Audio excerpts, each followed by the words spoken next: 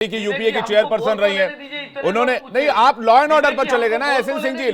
बात law and order की नहीं हो रही है, बात आज कांग्रेस के खातों को फ्रीज करने की हो रही है। राम मंदिर पे आज चर्चा हो रही थी क्या? नहीं, राम मंदिर पर चर्चा नहीं हो रही थी तो राम मंदिर पर सवाल उठाया, आपने जवाब दे दिया। राम मंदिर पर आपने जवाब दे दिया, सीए पर आपने जवाब दे दिया। एसएन सिंह जी रिपीटेटिव कंटेंट नहीं चला सकते, बात को समझा कीजिए प्लीज। एसएन सिंह जी, एसएन सिंह जी, एसएन सिंह जी, एसएन सिंह जी, एसएन सिंह जी, आज आईटी के एक्शन के ऊपर हो रहा है बातचीत, तो उस बातचीत पर फोकस करते हैं। सोनिया गांधी जी यूपीए चेयरपर्सन रही हैं, कांग्रेस की वरिष्ठ नेता है, उन्होंने क्या एलिगेशन लगाया आप सुनिए मेरी बात।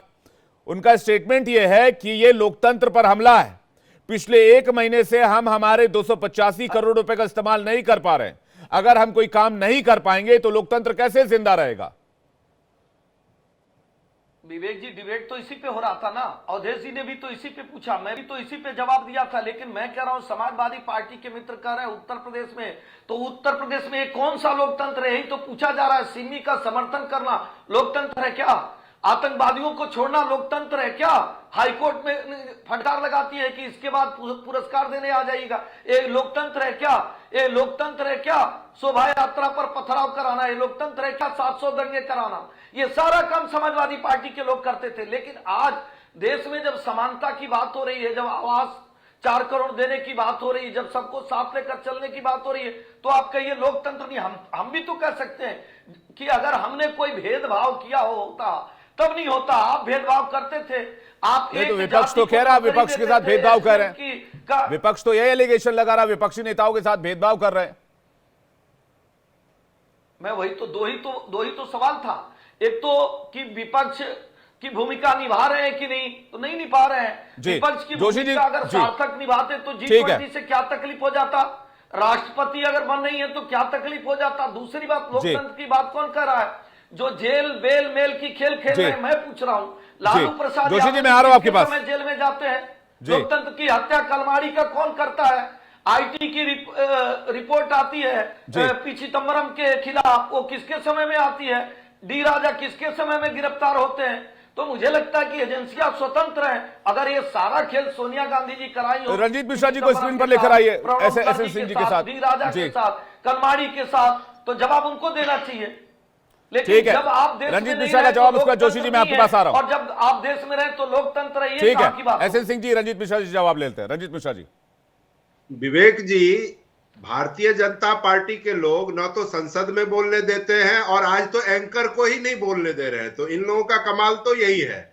देखिए, इनकी बौखलाहट कहां है ये जरा समझिए।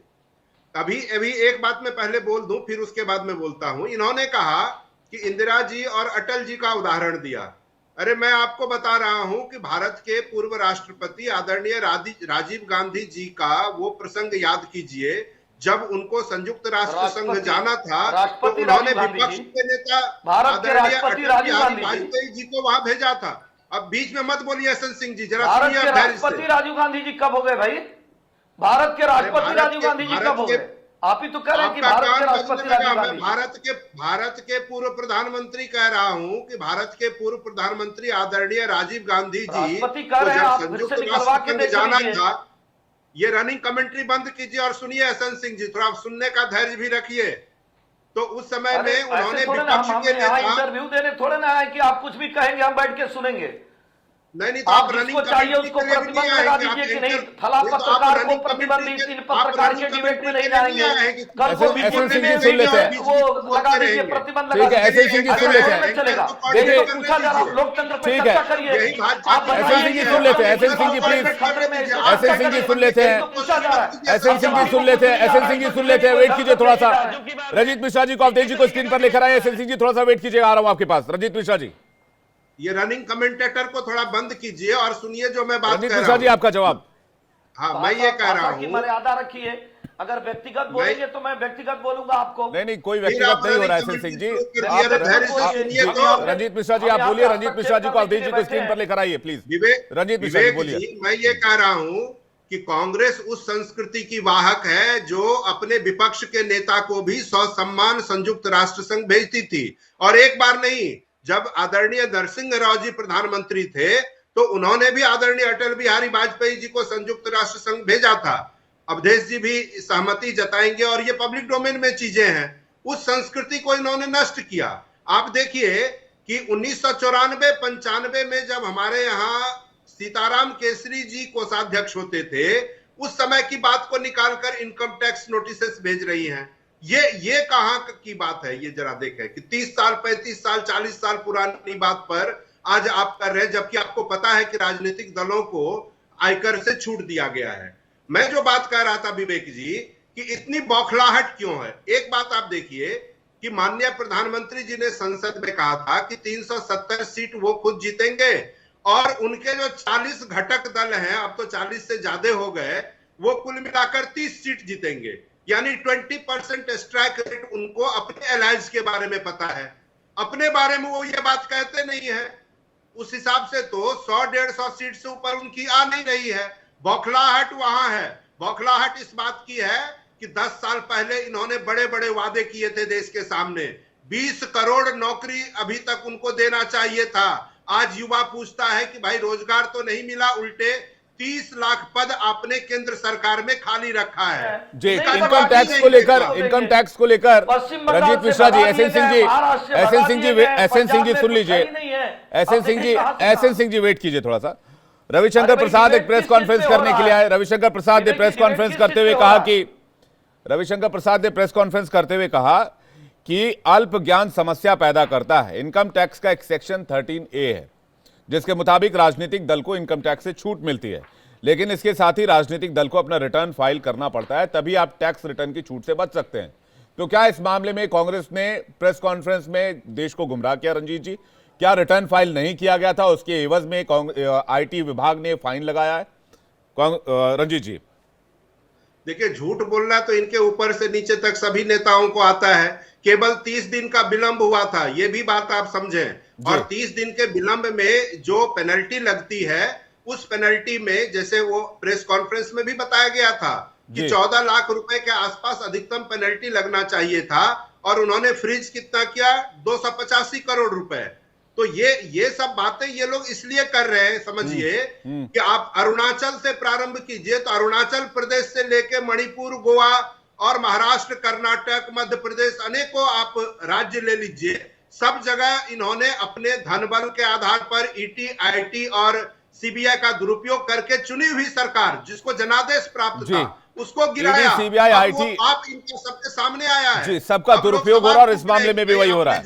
क्या कांग्रेस को चुनाव लड़ने से रोका जा रहा है? अवधेश जी, क्या कांग्रेस पार्टी को चुनाव लड़ने से रोका जा रहा है? विवेक जी, एक बात कह के मैं अपनी बात पूरी कर लूं, 10 सेकंड दे दे। जोशी जी, इसके बाद मैं आ रहा हूं आपके पास। पूछ रहे हैं कि जिस कांग्रेस को आप भला बुरा कहते थे, वो तो 400 रुपए में सिलेंडर देती थी, आप क्यों 1100 रुपए में सिलेंडर देते हैं? इन सवालों के जवाब इनके पास नहीं है। बेटियों के सवालों के जवाब इनके पास नहीं है। किसानों के सवालों के जवाब नहीं है। इसलिए ये बौखलाहट है और इसलिए अनर्गल ये प्रणाम करने में लगे हुए। अवधेश जी, विवेक जी, आपने बहुत कोशिश की कि हमारा डिबेट फोकस्ड रहे आज इनकम टैक्स पर।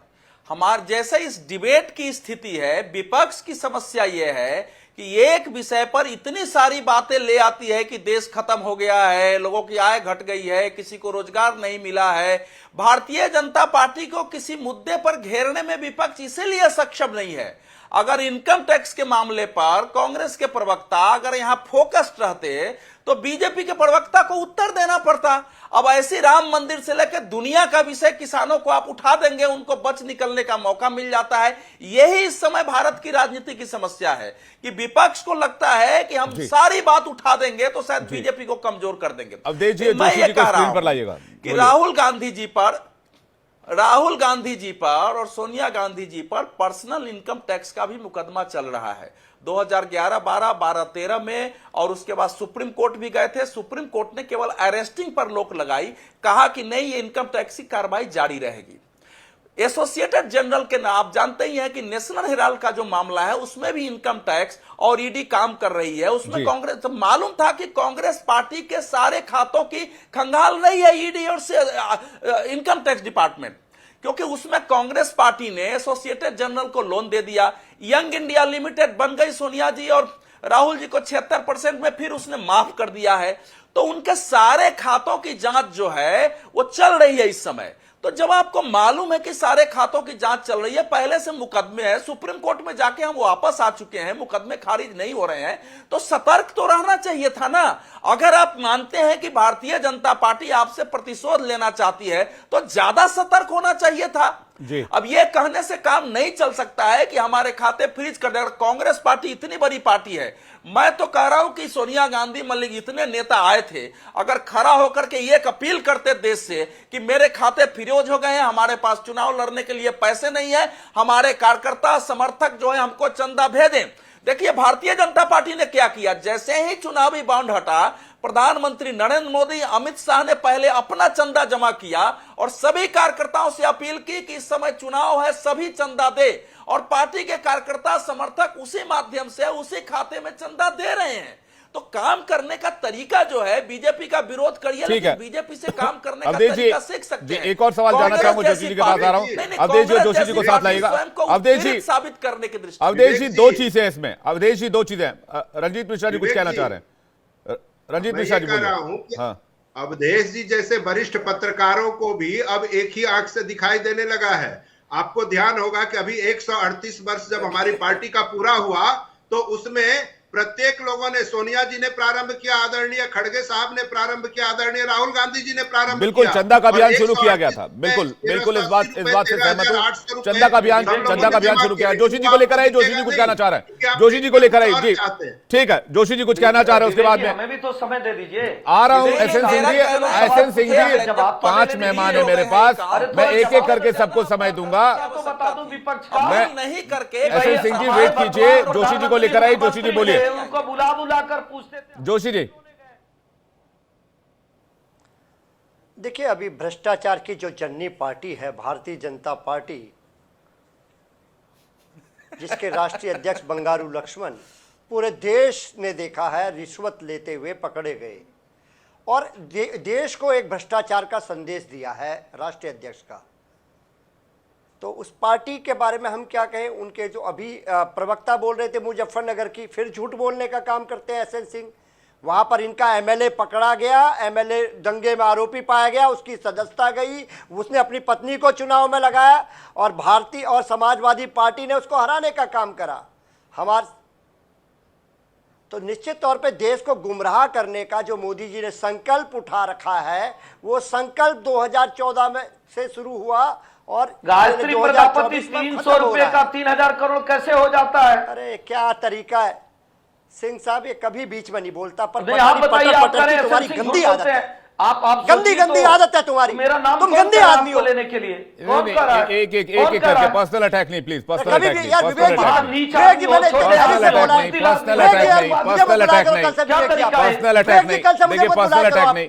एक तो बीच में बोलने की परंपरा खत्म होनी चाहिए, बार बार बीच में इंटरप्ट करने से डिबेट भी डिरेल होता है। मैंने सिंह साहब किसी के बीच में बोला तो बताइए, पूरे डिबेट में बोला तो बताइए, या बीच में बोलता है हर समय?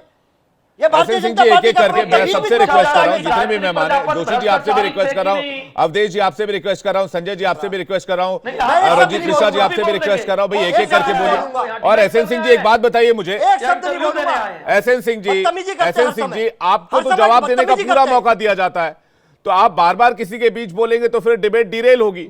मैं आपके पास आ ही रहा हूं, जोशी जी का जवाब पूरा होने दीजिए, मैं आ रहा हूं आपके पास। जोशी जी बोलिए। अरे विवेक जी, आपने तो अभी कांग्रेस को दिया ना, अभी तो आप कांग्रेस को तो मैं आ रहा हूं एसएन सिंह जी, इसके बाद में जोशी जी, क्या दिक्कत हो गई? जोशी जी का रिएक्शन लेके आप ही के पास आ रहा था, तो क्या दिक्कत हो गई भाई? मैं आ ही रहा हूं आपके पास। तो 5 जवाब। अरे भाई एसएन सिंह जी, आप मुझसे क्यों लड़ रहे हैं? अरे वो ये बता रहे हैं कि वो सरकार, जोशी जी बोलिए। पर्सनल नहीं एसएन सिंह जी प्लीज, ऐसे नहीं होता ना, प्लीज आप बोलने दीजिए ना जोशी जी को। जोशी जी जल्दी से, जोशी जी पूरा कीजिए। विवेक जी, मुजफ्फरनगर में इनका एमएलए जो दंगे करवाता है उसकी सदस्यता चलेगी, उसको सर्टिफिकेट दोगे आप, जिसको हमारी देश की न्यायालय ने सदस्यता खत्म कर दी। उसकी पत्नी चुनाव में गई, हमारी पार्टी और सहयोगी दलों ने उसको बाहर करने का काम करा। क्या आप देश को फिर गुमराह करोगे टीवी चैनल में? क्या मोदी जी ने तय करा कि ऊपर से नीचे तक के सब लोग गुमराह करने का काम करेंगे? ये देश को गुमराह करना बंद करिए। देश आपकी सारी बातों को समझ चुका है, कोई बात पूरी नहीं हुई जितना आपने वादा करा था। 2014 में जो बातें आए थे, 2024 में चले जाओगे। जी। और ये सत्ता का ठीक है, अहंकार मैं जवाब अटल लेने के लिए बिहारी एसएन सिंह जी के वाजपेयी पास आ रहा हूं। सरकार एसएन सिंह जी, चली आपका गई, जब टर्न। इंडिया साइन का बोलिए, नारा आप दिया विपक्ष था। के एलिगेशंस का क्या जवाब देंगे? एसएन सिंह जी को लेकर आइए, उसके बाद संजय जी मैं आपके पास आ रहा हूं। एसएन सिंह जी, देखिए, मैं तो कह रहा हूं भुवन जोशी जी की सरकार देश में तो कहीं है नहीं, किसी प्रदेशों में है नहीं, लेकिन जब ये सरकार और सत्ता में रहते हैं, भ्रष्टाचार का नमूना देखिए। 4 लाख लोग पूरे प्रदेश में ऐसे पाए जाते हैं जिनका जन्म ही नहीं हुआ था, उनको अलग अलग माध्यमों से सैलरी, अलग अलग माध्यमों से बहुत सारी सुविधाएं जा रही थी। एक भ्रष्टाचार। गायत्री प्रजापति जो डिक्लेयर करते हैं कि हम 300 रुपए मंथली इनकम के आदमी है, वो 3000 करोड़ के हो जाते हैं। दूसरा भ्रष्टाचार, यादव सिंह का भ्रष्टाचार आप देखेंगे, जिनके लिए हाई कोर्ट और सुप्रीम कोर्ट जाने का कार्य करते हैं, ये समाजवादी पार्टी के लोग करते हैं। और ये कहते हैं विधायक की बात, अरे आजम खान साहब सजा आपता है, आप कहिए कि आजम खान साहब का साथ छोड़ रहे हैं, हम अपराधी का साथ नहीं देंगे। अतीक अहमद को बार बार विधायक बनाना, जो आदमी महिलाओं के साथ क्या क्या नहीं किया, कितने दुराचार की घटनाओं को किया, बहन मायावती जी के गेस्ट हाउस जैसे कांड में शामिल रहा, उसको माननी बनाना, मुख्तार अंसारी को माननी बनाना, अपराधियों को माननी बनाना, भ्रष्टाचारियों को माननी बनाना, ये आपका काम है। अब कांग्रेस पे आता हूं, मैं तो कह रहा हूं कि कांग्रेस ने कहा पारदर्शिता, भाई पारदर्शिता बहुत अच्छा आप दिखा रहे हैं। देश के प्रधानमंत्री जी ने कहा कि एक समय था जब हम मुख्यमंत्री थे, और कोट करके बोले एक चैनल पे, अभी जब हम मुख्यमंत्री थे गुजरात के, तो हमने कहा बाढ़ आई हुई है, तो उस समय के प्रधानमंत्री ने कहा हम वहां आ नहीं सकते क्योंकि मैडम नाराज हो जाएंगी। ये पारदर्शिता आपकी थी। पारदर्शिता ऐसी थी कि उस समय के वर्तमान सीएम को बुलाकर पूछताछ किया जा रहा है। हम रोने धोने का कार्य नहीं करते हैं, एजेंसियां पूछताछ करती हैं। सुप्रीम कोर्ट कहती है कि पिजड़े का तोता आपके लिए, भारतीय जनता पार्टी के लिए नहीं। लेकिन मैं वही कहता हूं, ये कैसा लोकतंत्र है भाई कि 76 रुपए गुजारे भत्ते के लिए बदल दिया जाता है। भगवान राम का मंदिर न बनने पाए इसके लिए वकील खड़ा कर दिया जाता है। बोको हरम से हिंदुओं की तुलना कर दिया जाता है। 26/11 की घटना में खुले आंख से देखा गया था आतंकवादी भारत का नहीं है, लेकिन कहा जाता है हिंदू आतंकवादी। और अफजल कसाब को जब फांसी दिया जाता है तो ये कहा जाता है सोनिया जी रात भर उसके लिए रोई। ये कैसा लोकतंत्र, में वही तो पूछ रहा हूं कि 2 तरह का लोकतंत्र है क्या? 2 तरह का संविधान है क्या? बाबा साहब भीमराव अम्बेडकर जी ने जो संविधान बनाया